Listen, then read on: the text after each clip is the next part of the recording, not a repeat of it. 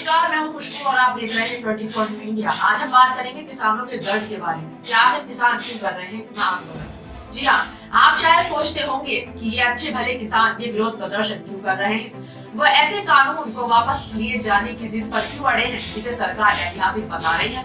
सत्ता के कुछ चेहरे इन्हीं किसानों की शक्लों में कभी नक्सली तो कभी राजद्रोही अक्स देख रहे हैं।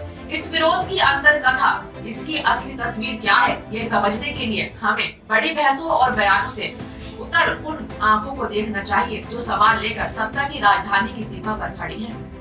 दिल्ली की चौखट पर खड़ी इन आंखों में झांक कर देखिए, ये यहाँ की नहीं है, ये यहाँ के नहीं है। तो फिर तिरपाल की अस्थायी मुंडेरों में सिमट कर सामने पड़ती काली सड़कों को देखती ये आंखें क्या हैं, किसकी हैं, क्यों कर ये बिछी है इस महानगरी के मुहाने पर। इन आंखों में आपको कौन दिखता है, राजद्रोही, कोई माओवादी या खालिस्तानी सत्ता की नजरों से संदेह दिखाया जा रहा है। कहा जा रहा है कि इन चेहरों की ओट में कुछ देशद्रोही सरकार को बदनाम करने उसकी चौखट पर आए गए हैं। कुछ असामाजिक लोग हैं जिन्हें बस सरकार को परेशान करना है। इन आंखों में झांक कर देखिए और सोचिए कि अर्थशास्त्र के महान सिद्धांतों और कानून की पेचीदा गलियों से ये नजरें कितना वाकिफ हैं। जो हफ्ते के 7 दिनों का हिसाब नहीं जानते, वो कितना समझते हैं आर्थिक सुधार की व्यापक अवधारणाएं और उनके लिए सरकार की ऐतिहासिक तैयारियां।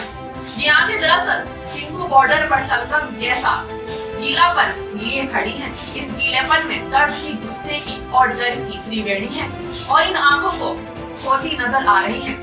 अतीत की एक परंपरा बिखरता नजर आ रहा है, वर्तमान का पुनर्जीवित डूबता नजर आ रहा है, भविष्य अपनी चमड़ी जैसा मिट्टी और सांसों जैसा गांव का। सरकार बार बार समझाने लगती है इन आंखों को कि आपके लिए हमसे बेहतर कोई नहीं सोच सकता।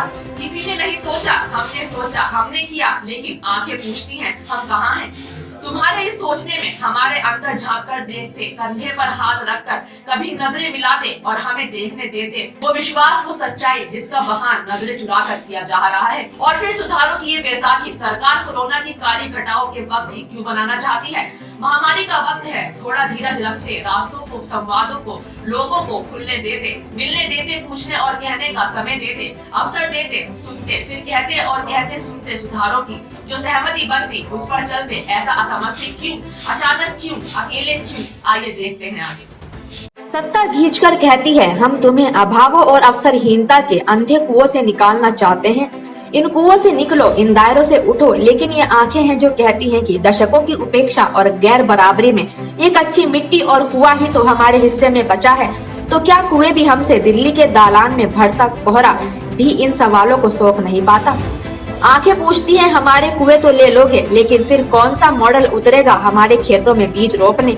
और इन सपनीले मॉडलों की सुंदर कहानियां किन राज्यों में दिखाई देती हैं भला?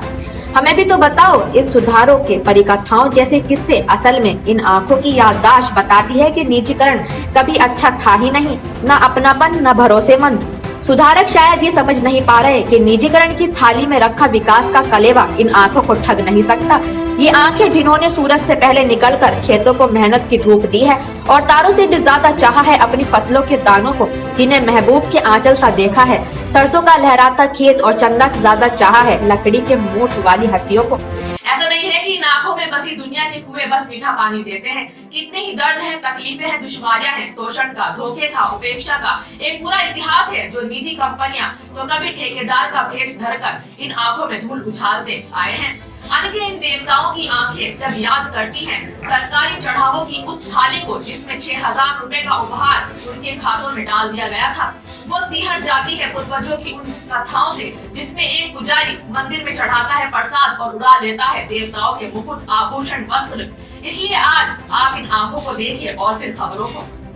आज के लिए बस इतना ही, कल फिर हाजिर होंगे कुछ ताजा खबरों के साथ। तब तक के लिए देखते रहिए 24 न्यूज़ इंडिया।